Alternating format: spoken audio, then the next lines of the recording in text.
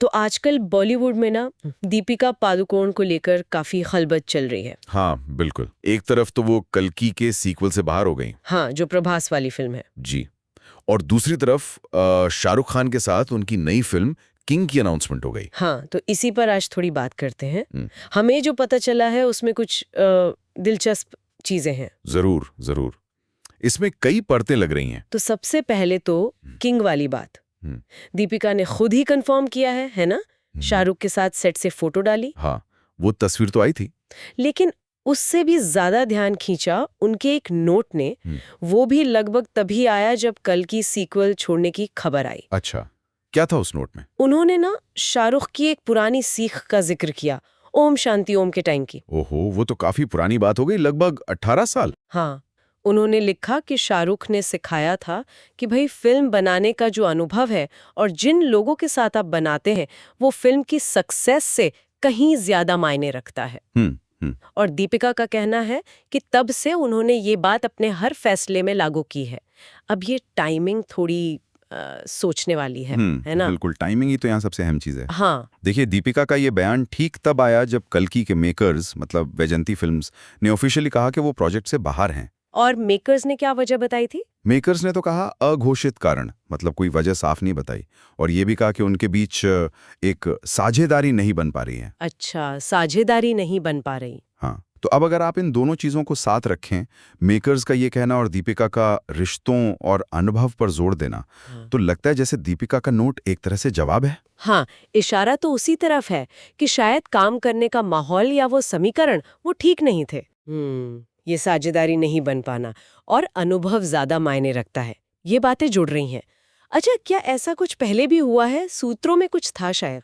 हाँ, एक पिछला किस्सा भी जुड़ा हुआ है इससे। इसी साल की बात है। अच्छा।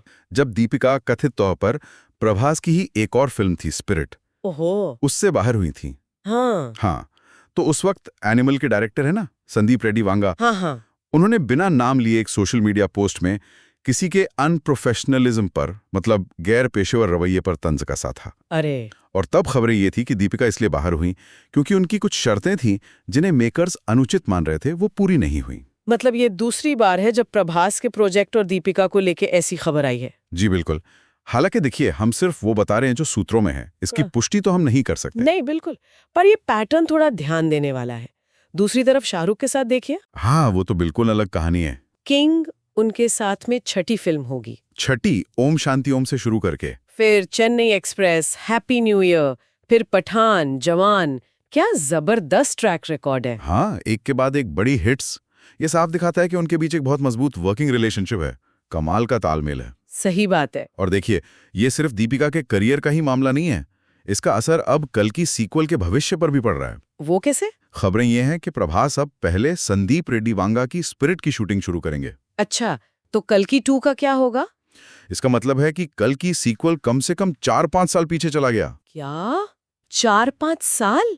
अरे बाप रे, ये तो बहुत लंबा टाइम है। हाँ, बहुत लंबा। किसी भी बड़े प्रोजेक्ट के लिए इतनी देरी। और ऊपर से लीड एक्ट्रेस भी बदल गई। तो इसका क्या मतलब समझे? मतलब यही कि प्रोजेक्ट के सामने अब चुनौतियां बढ़ गई हैं। देखिए, इतनी देरी से ना एक तो मोमेंटम टूट जाता है। हाँ, वो तो है। फिर हो सकता है कहानी या ट्रीटमेंट में कुछ बदलाव करने पड़े, बजट पर भी असर आ सकता है। और कास्टिंग का इतना बड़ा बदलाव तो है ही। बिल्कुल। तो प्रोजेक्ट का भविष्य थोड़ा क्या कहें, धुंधला सा तो हो ही गया है। पहले से ही कल की 2899 एडी को बनने में इतना टाइम लगा था। हाँ, और अब सीक्वल के लिए इतना लंबा इंतजार। जी। तो कुल मिलाकर हम क्या समझें इस पूरे घटनाक्रम से? दीपिका पादुकोण ने तो अपने एक्शन से और अपने शब्दों से दोनों से साफ कर दिया है। हाँ बिल्कुल। कि उनके लिए शायद काम का माहौल, वो जो रिलेशनशिप्स हैं को स्टार्स और मेकर्स के साथ, वो ज्यादा जरूरी हैं। फिल्म कितनी बड़ी है या कितना कमाएगी, शायद उससे भी ज्यादा। सही कहा। उन्होंने शाहरुख के साथ जो एक आजमाई हुई सफल जोड़ी है, उसे चुना। हाँ, और एक बड़े फ्रेंचाइज कैल्की से किनारा कर लिया, जिसके भविष्य पर अब सवाल उठ रहे हैं। जी। और ये बात ना सिर्फ दीपिका की नहीं है, हो सकता है ये इंडस्ट्री में एक बड़े बदलाव की तरफ इशारा हो। मतलब किस तरह का बदलाव? मतलब ये कि जो बड़े स्थापित कलाकार हैं, वो शायद अब सिर्फ प्रोजेक्ट के नाम या बजट से आकर्षित नहीं हो रहे।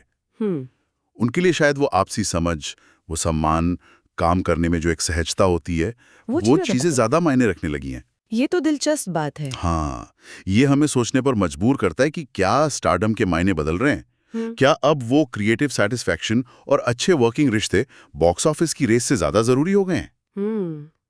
ये वाकई सोचने वाली बात है कि इंडस्ट्री में प्राथमिकताएं कैसे बदल रही हैं।